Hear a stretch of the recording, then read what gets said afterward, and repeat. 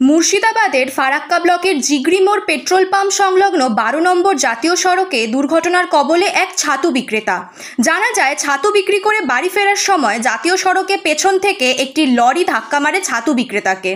সেই সময় ফারাক্কার বিধায়ক ফারাক্কার দিক থেকে নিজের বাড়ি রতনপুর যাওয়ার সময় ঘটনাটি তার নজরে আসে।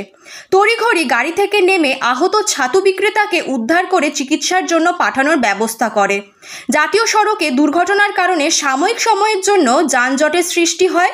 ঘটনার খবর পেয়ে ঘটনাস্থলে পৌঁছায় ফারাক্কা থানার পুলিশ পৌঁছে পরিস্থিতি স্বাভাবিক করে তোলে ও যান চলাচল স্বাভাবিক করে।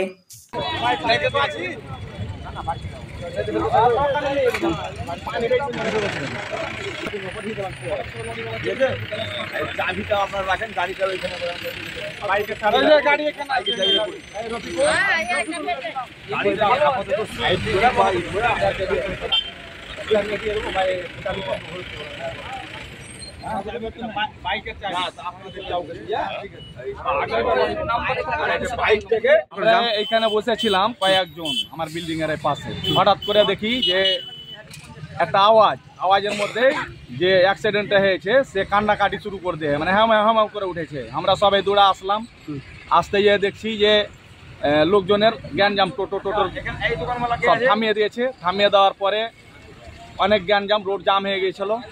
জাম হওয়ার পরে আমাদের এমএলএ সাহেব মনিরুল সাহেব আসলো, আসার পরে জামটাকে ছাড়িয়ে দিল এবং গাড়িটা এখন আটকা আছে এখানে।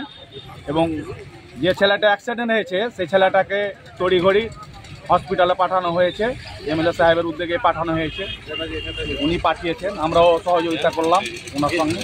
ধন্যবাদ।